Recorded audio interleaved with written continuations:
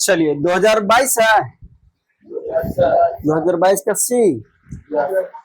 चलिए आइए ध्यान दीजिएगा। ग्राम पंचायत का प्रधान कौन होता है? मुखिया। ग्राम पंचायत का प्रधान कौन होता है? मुखिया जी। ठीक है, इसका निर्वाचन होता है, मुखिया का निर्वाचन हर 5 साल के लिए निर्वाचन होता है। ठीक है ना, मुखिया जी का हर 5 साल में क्या होता है? चुनाव होता है। ठीक है, तो निर्वाचन उसको कहते हैं। तो ग्राम पंचायत का प्रधान कौन होता है? मुखिया। भारत में प्रथम नगर निगम की स्थापना कहाँ हुई? कभी मद्रास कभी दिल्ली होता। ठीक है, मद्रास या चेन्नई। पहले पुराना नाम चेन्नई क्या था? मद्रास। चेन्नई का पुराना नाम मद्रास। ठीक है, चेन्नई का पुराना नाम मद्रास। तो जो पहली बार नगर निगम की स्थापना मद्रास यानी चेन्नई में हो, उसमें नहीं डले खराब, उसको बिकना है। ठीक है, पहली बार मद्रास या चेन्नई में हुआ। आइए, दलित पैंथर्स नामक संगठन का संबंध किस राज्य से है? महाराष्ट्र। कहां से? दलित पैंथर नामक एक संगठन है, संगठन यानी टीम है, वो किस राज्य में है? महाराष्ट्र। किस राज्य में है? महाराष्ट्र। महाराष्ट्र की राजधानी मुंबई। महाराष्ट्र की राजधानी मुंबई। ठीक है, भूकंप के समय पृथ्वी की सतह पर सबसे पहले पहुंचने वाली तरंग कौन सा है? प्राथमिक तरंग। ठीक है, पी तरंग ना, प्राथमिक तरंग इसी को पी तरंग भी बोलते हैं। ठीक है, ये भूकंप में सबसे पहले पृथ्वी पर पहुंचा है। भूकंप कभी भी नहीं है जमीन के अंदर से उत्पन्न होता है। जो पहले तरंग, सबसे जो पहले तरंग आपको पृथ्वी पर पहुंचता है उसको कौन तरंग कहते हैं? प्राथमिक तरंग या पी तरंग। पी मतलब प्राइमरी तरंग, प्राइमरी वेव। ठीक है, तो प्राथमिक तरंग। कोई दिक्कत? बिहार निम्न किस भूकंपीय पेटी में आता है?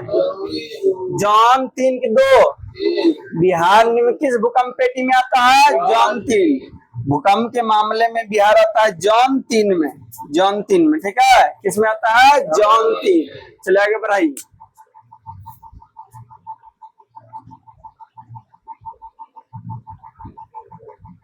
बिहार का कौन सा क्षेत्र बाढ़ प्रबल रहता है? सबसे ज्यादा बाढ़ कहाँ आता है? उत्तरी बिहार। यहाँ आता है बाढ़। सबसे ज्यादा बाढ़ पूछे तो उत्तरी बिहार, सबसे ज्यादा बाढ़ पूछे तो उत्तरी बिहार। दक्षिणी बिहार में सुखाड़।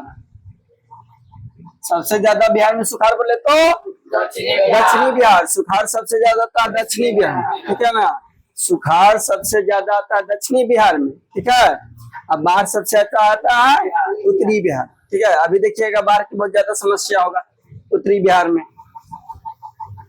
नागार्जुन सागर परियोजना किस नदी पे है? कृष्णा नदी। कृष्णा नदी। ठीक है, नागार्जुन सागर परियोजना किस नदी पे है? कृष्णा।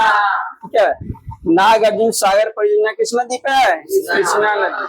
तो नागार्जुन सागर परियोजना है, परियोजना मतलब नदी के ऊपर बांध बना के परियोजनाएं बनाई गई, तो उसका नाम है नागार्जुन सागर परियोजना। तो किस नदी पे बनाया गया है? कृष्णा नदी। कृष्णा नदी पे ना। निम्न में से कौन मानव जनित आपदा है? महामारी। महामारी जो बीमारी फैलता है वो मनुष्य का दिन रहता है। ठीक है ना, तो महामारी है मानव जनित आपदा। महामारी क्या है? मानव जनित आपदा। बाढ़ क्या है? सुनामी क्या है? भूकंप क्या है? प्रकृति आपदा। लेकिन जो महामारी हो क्या है? मानव जनित आपदा। मानव जनित आपदा किसको कहते हैं? जो मानव के द्वारा कराई जाती है। मानव के द्वारा घटित घटना उसे क्या कहते हैं? मानव। जिससे हो गया आतंकवाद, बम विस्फोट, सड़क दुर्घटना। ठीक है, महामारी। ठीक है, और बताइए दुर्घटना में जुड़िए ना सब आएगा। मानव विकास सूचांक का सर्वोच्चतम स्थान किस देश का है? यानी मानव विकास सूचांक होता है, ये किसी देश का वृद्धि को मापता है, विकास को मापता है। तो सबसे आगे कौन सा देश है? नॉर्वे। मानव विकास सूचांक में जो सबसे आगे देश है वो है नॉर्वे। नॉर्वे देश। ठीक है, मानव सूचांक विकास में सबसे आगे वाला देश कौन है? नॉर्वे। कुछ आइए में बता दे रहे हैं, ऑन कैमरा लाके पूछ देंगे। राष्ट्रीय विकास परिषद का गठन कब हुआ? 1952 ईस्वी। राष्ट्रीय विकास परिषद का गठन कब हुआ? 1952 ईस्वी। राष्ट्रीय विकास परिषद का गठन हुआ 1952 ईस्वी। चलिए आगे बढ़ाइए। राष्ट्रीय विकास परिषद का गठन कब हुआ? 1952 ईस्वी। राष्ट्रीय विकास परिषद का गठन 1952 ईस्वी। 12वीं पंचवर्षीय योजना का कार्यकाल क्या है? यानी 12वीं पंचवर्षीय योजना कब से कब तक था? 2017 से 2005। पूछेगा प्रथम पंचवर्षीय कब शुरू हुआ? तो 1951 ईस्वी। ठीक है, पूछेगा प्रथम पंचवर्षीय योजना की शुरुआत कब हुआ? 1951 ईस्वी। आपके लिए पूछा 12वीं पंचवर्षीय योजना, तो 2017 से 2022 तक। निम्न में से कौन विकास सूचांक का सूचक नहीं है? यानी किससे आप डिपेंडेंट नहीं है कि उससे नहीं पता चलेगा कि विकास हुआ है कि नहीं। तो निम्न में से कौन है जो विकास सूचक का नहीं है? राष्ट्रीय आय, जीवन प्रत्यक्ष, शिक्षा या जीवन स्तर। क्या होगा? राष्ट्रीय आय। क्या है? राष्ट्रीय आय। राष्ट्रीय आय आता है बार बार। ठीक है, तो याद रखिएगा कि राष्ट्रीय आय क्या है। आपको राष्ट्रीय आय पता है ना क्या होता है?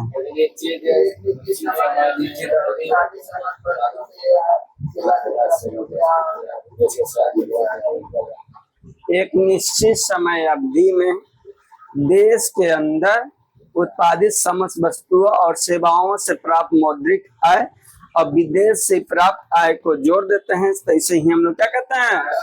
राष्ट्रीय आय कहते हैं। आइए, राष्ट्रीय मानव विकास सूचांक क्या है?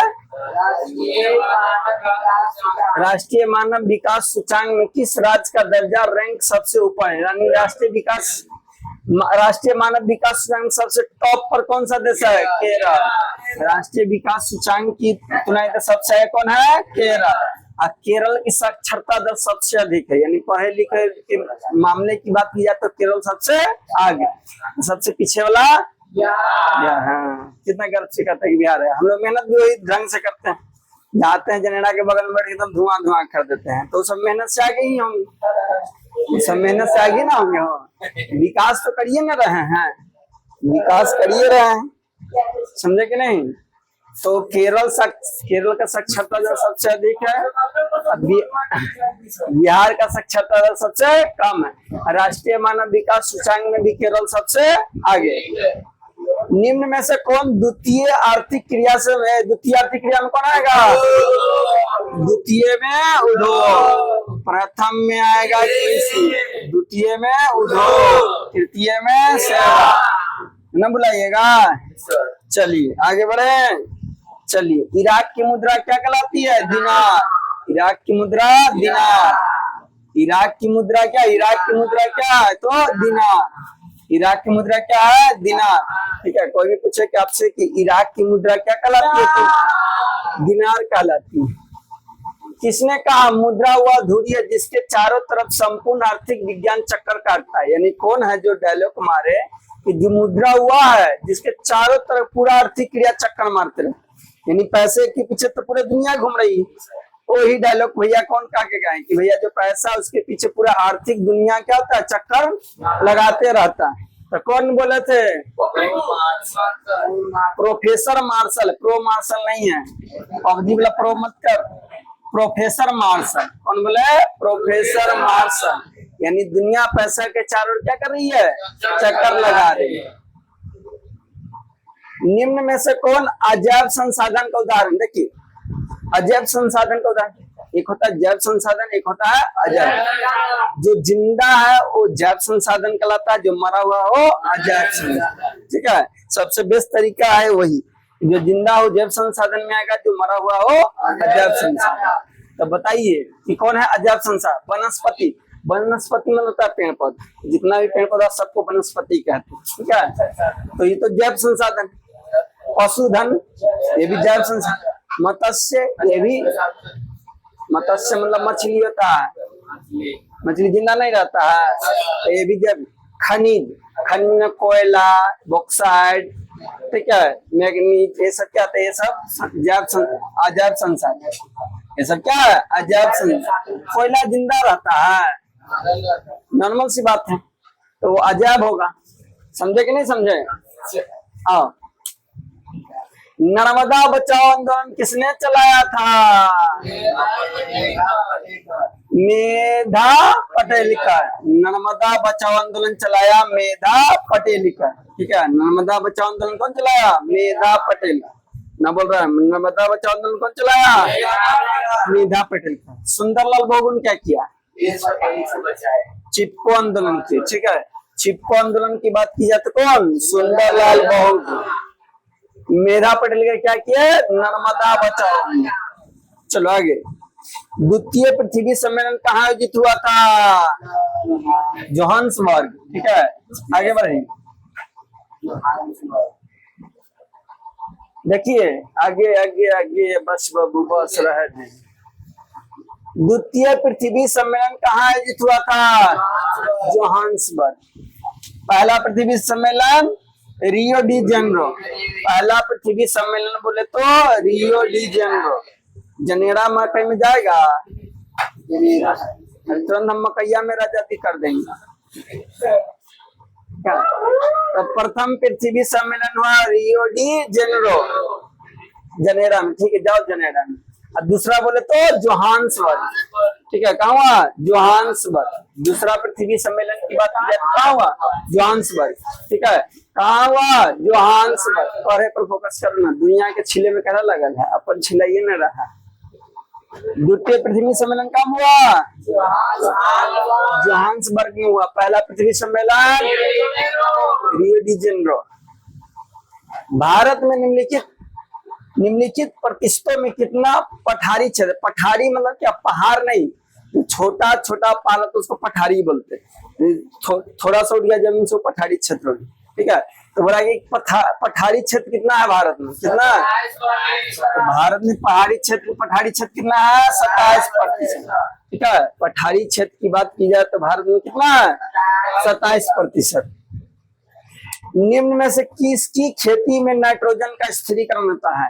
देखिए, जितना भी दलहन है, दलहन मतलब जो भी दल जितना भी दाल आता है सबको दलहन कहते। रहड़ी का हो, खेसारी का हो। ठीक है, अरहरी, खेसारी, चना, मूंग, मटर जो भी है सब दलहन में आता है। तो क्या था? दलहन। जिससे दाल बना तो सब दलहन में आता है। तो जितने भी दलहन फसल है सब करता है नाइट्रोजन का स्थिरीकरण। तो जितना भी दलहन फसल है ना उसको उखाड़िएगा ना तो उसका जड़ी में दिखेगा गिड्ढा गिड्ढा मारल रहेगा। ठीक है, काहे गिड्ढा होता है? वही नाइट्रोजन का स्थिरीकरण करने के कारण।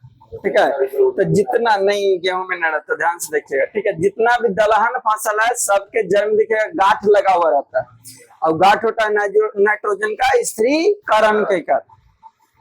समझे कि नहीं? तो वही पूछा, निम्न में से किस खेती में नाइट्रोजन का स्थिरीकरण होता है? तो किसमें? दलहन। दलहन में नाइट्रोजन का क्या होता है? स्थिरीकरण। तो आज इतने रहने देंगे इसमें।